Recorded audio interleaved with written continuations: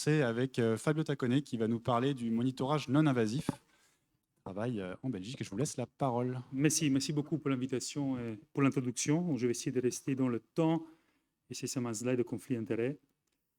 Donc, on parle de monitoring. Monitoring est intéressant en neuroanimation parce que ça nous permettrait de détecter rapidement des anomalies au niveau du cerveau qui pourraient être traitées rapidement et potentiellement minimiser les lésions cérébrales secondaires. Et on m'a toujours appris que la meilleure façon de monitoriser de façon invasive, c'est l'examen clinique.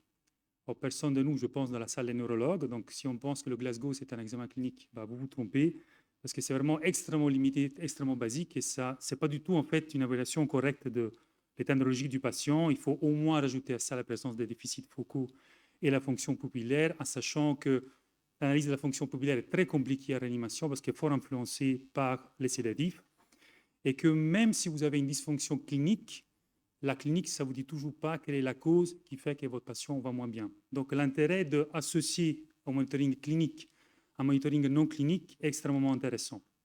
Alors, la première étape du monitoring non invasive et de base pour moi, c'est comprendre s'il y a oui ou non une agression cérébrale secondaire d'origine extracrânienne. Et ça, c'est un monitoring facile. Pourquoi? Parce que vous avez le moniteur et vous avez le gaz du sang et vous pouvez facilement identifier ces 8 variables qui influencent de façon significative la fonction cérébrale, synthétisées par l'acronyme GOSCAP, la glycémie, l'oxygène, l'hémoglobine, ils sont tous affichés ici. Et n'importe qui rentre dans une chambre, le gaz du sang et un moniteur, il peut facilement identifier une cause évidente des dysfonctions cérébrales. C'est dommage d'envoyer au CT un malade cérébralisé qui est à 40 degrés de température, parce que probablement c'est la température qui explique son état clinique. Et au-delà de ce qui est le principe derrière ce monitoring, même le CIBIC, le consensus de prise en charge du trauma crânien, identifie les mêmes variables comme niveau zéro de prise en charge. Indépendamment de la pression intracrânienne, d'un trauma crânien sévère, il faut commencer par penser à ces variables comme étant des causes facilement identifiables et réversibles des dysfonctions cérébrales. Donc, si vous êtes pro en échographie, pro en EEG, pour n'importe quel monitoring invasif, non invasif, il faut commencer par cela parce que cela vous explique déjà pas mal des raisons pour lesquelles votre patient éventuellement se dégrade. Ceci est très simple et quand ceci n'est pas perturbé, on se pose des questions si la dysfonction cérébrale elle est liée à un phénomène intracrânien. Et là, le monitoring spécifique pour le cerveau va nous aider.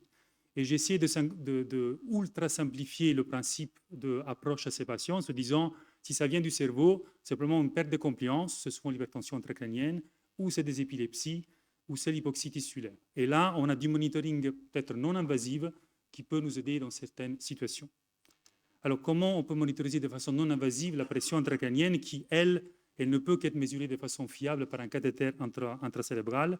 Eh bien, soit on essaie de regarder les conséquences de l'hypertension intracrânienne sur la fonction cérébrale. Ça, c'est une anomalie du débit cérébral. Nous, on peut mesurer en tout cas la vélocité du débit cérébral. Soit on a des conséquences au niveau de la fonction pupillaire ou du nerf optique.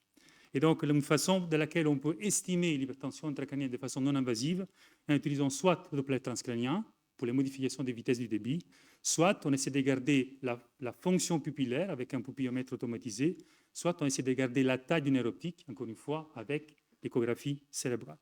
Alors, pour le Doppler transcrânien, vous savez, je pense qu'il y a des années, on utilisait un système blind, c'est-à-dire on avait une sonde qui ne voyait pas l'intérieur de la tête et qui sait d'identifier les vaisseaux en fonction de la direction du flux. Aujourd'hui, avec l'échographie couleur, on peut identifier effectivement les vaisseaux, diriger notre sonde et pouvoir mesurer les vitesses du débit cérébral. Alors, comment on doit interpréter cela? Eh bien, effectivement, cette vitesse systolique diastolique identifie effectivement la quantité de sang qui rentre à l'intérieur de la tête et pour beaucoup de personnes, identifie ça le débit sanguin cérébral. La grosse difficulté que nous avons, c'est qu'en fait, quand vous mesurez les vitesses Doppler d'une artère cérébrale moyenne, nous ne connaissons pas le diamètre. Nous ne connaissons pas le diamètre. La vitesse absolue n'est certainement pas un bon reflet de la valeur absolue du débit cérébral. Par contre, les modifications dans le temps des vitesses cérébrales dans le même patient vous donnent une idée des modifications proportionnelles du débit cérébral parce que probablement le diamètre des gros vaisseaux change très peu. Et dans le cas spécifique de l'hypertension intracrânienne, il faut vraiment se focaliser sur la vitesse diastolique qui est un reflet en direct des modifications de résistance intracrânienne et notamment de l'hypertension intracrânienne. Et vous pouvez effectivement soit mesurer ça de façon absolue, soit utiliser cet indice qui est l'indice de pulsatilité, qui est un simple rapport entre la systolique et la diastolique à la vélocité moyenne, qui est aujourd'hui fourni de façon automatique par la plupart des échographes.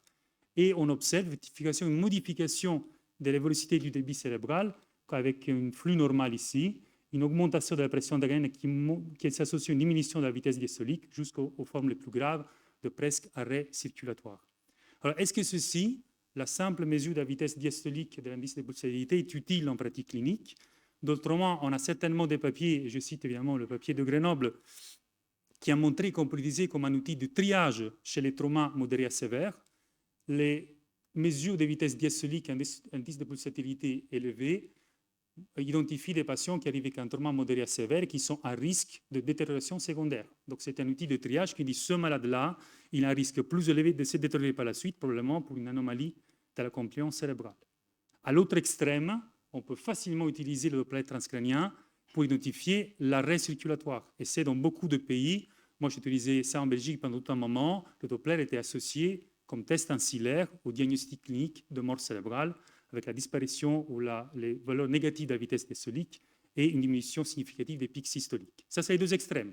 Le triage du patient, entre guillemets, modéré à léger, la mort cérébrale. Est-ce qu'on peut utiliser le Doppler en plus qu'un outil de triage? Est-ce que le Doppler, par exemple, permet de mesurer de façon précise la pression intracrânienne? Vous avez beaucoup d'études. Ça, c'est une étude sous la vitesse diastolique. C'est l'air sous la courbe 0,70 qui permet de prédire une hypertension intracrânienne. Maintenant, comme vous voyez, la plupart de ces associations mathématiques, vous avez effectivement quelque chose qui est significatif, avec un nuage de points qui vous fait que pour une pression de 12 mm de mercure, vous avez une valeur de diastolique qui va de 5 à 30. Donc, clairement, il y a une association mathématique, mais ce n'est pas un outil précis pour vous dire quelle est la valeur exacte de pression intracrânienne. La même chose, c'est pour l'indice de pulsatilité. Vous avez encore une fois un papier qui montre une bonne association mathématique entre l'indice de pulsatilité et la pression intracrânienne. Essentiellement, c'est influencé par des valeurs extrêmes, et quand vos valeurs sont des chiffres, des valeurs normales, il y a une grosse variabilité de la pression intracrânienne. Donc, le PIA élevé, certes, montre un malade qui a une grosse hypertension intracrânienne, mais parmi les valeurs qui nous intéressent le plus, 20-30 mm de mercure, on a malheureusement une grosse variabilité. Alors, on a essayé de simplifier la chose, de rajouter une formule dérivée de l'équipe de Cambridge utilisée dans l'étude IMPRESSIT 2, qui a été récemment publiée, qui essaye d'estimer la pression intracrânienne en mettant dans la formule la pression artérielle du patient, la vitesse diastolique et la vitesse moyenne calculée par le Doppler avec un petit indice de corrélation. Ce qui vous dit ce papier, c'est ce dans lequel il marche bien cette formule, c'est dans l'exclure l'hypertension intracrânienne. La valeur prédictive négative pour exclure l'hypertension intracrânienne, ça c'est 20 mm de mercure. 22 mm de mercure, c'est encore plus élevé, et rapproche 90%. Donc, on peut utiliser cet outil au lit du patient pour se dire est-ce qu'il y a oui ou non une hypertension intracrânienne. Malheureusement, si la valeur de pression intracrânienne est élevée, le Doppler vous dit qu'elle est élevée, elle peut être 20, 25, 30. Il y a malheureusement une grosse imprécision du système pour vous quantifier exactement quand la valeur est élevée, quelle est la valeur exacte. Ce que je trouve très intéressant, à part la prédiction de la pression intracrânienne, est la réponse au traitement. Dans ce papier de l'équipe de Bernard Viguet, il y avait des patients qui avaient un Doppler perturbé à l'admission, ceci en noir, et quand on voit l'administration d'un traitement, soit l'augmentation de la pression de perfusion cérébrale, soit un agent osmotique, on voit que tous ces malades sont capables de modifier leur Doppler transcrânien. Donc, ce n'est pas seulement un indice de sévérité, mais c'est un indice dynamique qui change avec l'effet du traitement sous l'hémodynamique cérébrale. La même chose, on pourrait dire pour le nerf optique. Le nerf optique, vous savez, il est influencé, en tout cas dans sa taille, dans sa gaine externe, par la circulation du liquide céphalorachidien. Une augmentation de la pression intracrânienne qui va obstruer la circulation de l'LCR, va augmenter la taille de cette gaine du nerf optique. Ceci peut être facilement mesuré par un CT, par une IRM, mais maintenant, on a la capacité, si on a relativement bien formé, de mesurer par échographie la gaine du nerf optique, 3 mm après la papille du nerf optique, avec ici, vous voyez les valeurs qui sont plus ou moins reconnues comme étant les valeurs normaux chez l'adulte et chez les patients pédiatriques. Quand les gens sont bien formés, encore une fois, la formation quel est le niveau de formation qu'on doit avoir, c'est encore pas très bien défini, vous voyez que la variabilité interobservateur est relativement limitée. Et encore une fois, ça dépend beaucoup plus de formation qui identifie une simple artère sylvienne sur un Doppler transcrânien. Alors, comme j'ai cité le papier de Grenoble, je ne peux pas que citer le papier de Thomas, un des premiers papiers qui a permis de mettre en évidence, encore une fois, une bonne corrélation mathématique entre la pression intracrânienne et la gaine de nerf optique. Mais encore une fois, regardez qu'il existe une corrélation avec encore une grosse variabilité des points, ce qui fait que, encore une fois, c'est un excellent outil de triage. Quand il est très dilaté, ça montre que la pression est élevée, mais ça ne permet pas de quantifier exactement la pression intracrânienne. Et dans cette analyse de la littérature, avec une méta-analyse des données existantes sous des patients traumatisés crâniens, il y avait plus ou moins 300 malades dans 7 études différentes qu'on avait fait avec Chiara Roba à l'époque. On a vu qu'effectivement, le nerf optique il est très spécifique et très sensible pour détecter l'hypertension intracrânienne, avec encore une fois une variabilité du cutoff qu'on utilise entre 5 et 6 mm en gros, qui fait qu'encore une fois, ça peut être utilisé comme un outil. Quand c'est très élevé, ça montre une hypertension intracrânienne, mais très difficile à utiliser dans la quantification au lit du malade. Ce que je trouve très intéressant encore une fois au niveau pratico-pratique, c'est comme le Doppler transcrânien, si vous donnez un traitement qui baisse la pression intracrânienne, le nerf optique suit les modifications de la pression intracrânienne. Encore une fois, les mesures répétées de ce paramètre que vous obtenez avec un examen par échographie vous permet aussi d'évaluer la réponse du traitement de votre patient. Après le Doppler et après le nerf optique, vous avez la possibilité d'évaluer les pupilles et spécifiquement la fonction pupillaire avec un pluviomètre automatisé qui vous permet aussi de façon indirecte de quantifier si oui ou non il y a une hypertension intracrânienne. Alors cet outil d'analyse automatisée, elle est fort influencée par les sédatifs. La vitesse de constriction, la taille pupillaire est influencée par les antidouleurs, par les sédatifs que vous donnez. Et en tout cas, un de ces outils vous donne un indice, un indice spécifique de fonction pupillaire qui s'appelle NPI, qui est un indice qui est indépendant des sédatifs et des opiacés. Et ce qu'on voit en utilisant ce type de paramètres, le NPI, c'est qu'il y a encore une fois une modification, une perte de la fonction pupillaire qui s'associe avec la sévérité de la pression intracrânienne. Le plus la pression intracrânienne est élevée, le plus altéré est cet indice de fonction pupillaire. Alors, ce n'est pas seulement un prédicteur d'hypertension intracrânienne, mais je pense que c'est très important l'évaluation dynamique. Si vous avez un malade qui est traumatisé crânien, qui a une augmentation progressive de la pression intracrânienne, vous voyez que progressivement, cet MPI a tendance ici à diminuer. Et comme vous donnez une osmothérapie qui va réduire la pression intracrânienne, le MPI tend à nouveau à se normaliser.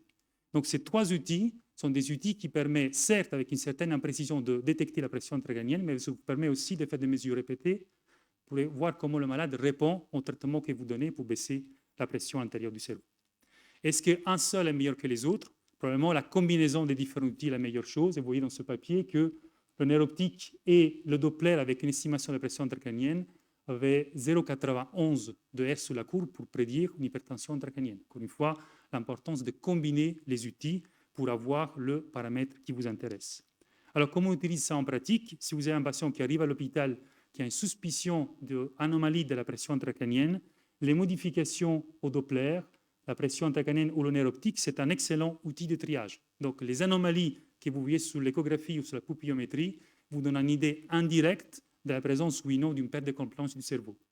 Si par contre j'ai un patient qui a déjà une monitoring invasif de la pression intracrânienne et il est dans la zone grise entre 15 et 25 où je ne sais pas très bien son cerveau il tolère ou pas ce niveau de pression intracrânienne, je pourrais théoriquement utiliser les outils d'échographie pupillométrie pour décider si oui ou non je donne un traitement. L'exemple que je fais souvent, 22 mm de mercure de pression intracrânienne, c'est les nouvelles limites proposées par les Américains.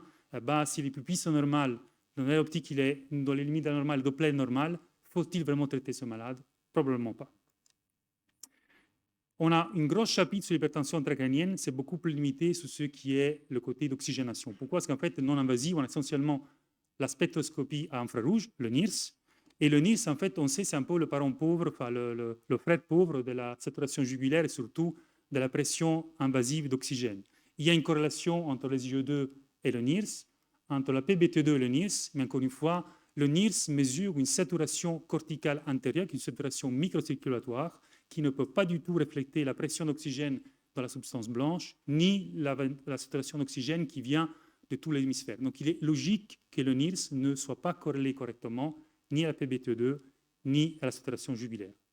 L'autre problème qui existe avec le NIRS, c'est que malheureusement, il y a un certain degré de contamination au niveau de la circulation extracrânienne. Je ne veux pas perdre mon temps parce que je suis limité, mais c'est un excellent papier fait sur les volontaires sains qui montrait que quand vous comprimez au niveau du front la circulation carotide externe, la saturation cérébrale mesurée par le NIRS diminue de 8 à 13%. Ça montre bien qu'on mesure l'intracrânien, mais aussi on est influencé par l'extracrânien. Alors, il y a des papiers intéressants sur le trauma qui vous disent, voilà, quand il est très asymétrique, peut-être qu'il y a un gros hématome, une grosse contusion hémorragique à l'intérieur. S'il y a une grosse désaturation, moins que 55%, ça corrèle assez bien avec la pression intracrânienne élevée. Mais c'est vraiment des valeurs très extrêmes. Alors, est-ce qu'on peut l'utiliser en pratique? Moi, sincèrement, je l'utilise très peu, mais des collègues espagnols, ils ont utilisé la saturation cérébrale d'oxygène pour titrer les transfusions chez les patients cérébralisés. Ils se sont dit, si un patient il a entre 7 et 10 grammes d'hémoglobine et il a une désaturation cérébrale, je le randomise à recevoir des transfusions versus je fais comme d'habitude. Et ce qu'ils ont vu, c'est qu'une stratégie de transfusion guidée par le NIRS permettait pas seulement de donner moins de transfusions, mais ça n'avait aucun impact négatif à long terme sur le devenir des patients.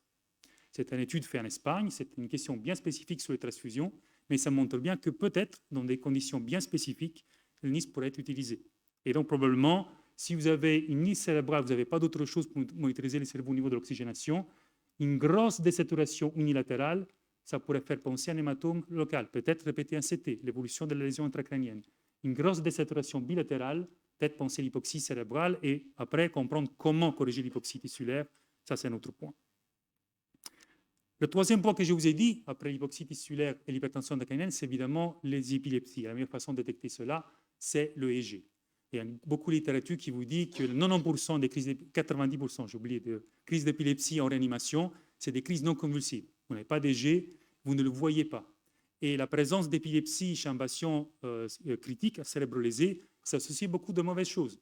Atrophie cérébrale, hypoxie tissulaire. Donc, il y a beaucoup de complications qui s'associent à la présence de cette épilepsie.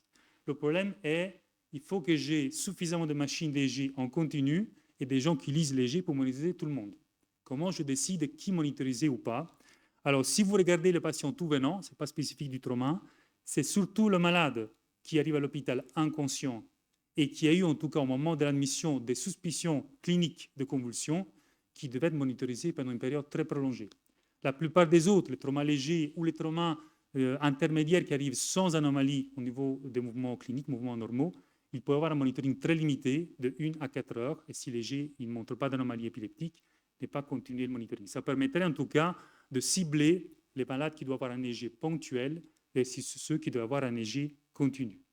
Le gros problème que moi je vois pour l'EEG aujourd'hui, en tout cas moi j'ai la chance d'avoir beaucoup de machines d'EEG, des neurologues très impliqués, c'est que moi je ne suis pas neurologue, je ne suis pas neurophysiologue, et autant je comprends une saturation d'oxygène, autant je comprends un Doppler, par contre l'EEG je ne sais pas lire, en tout cas pas comme eux. Et donc quand vous avez un appareil en réanimation que vous ne pouvez pas interpréter, par définition ce n'est pas un vrai monitoring continu.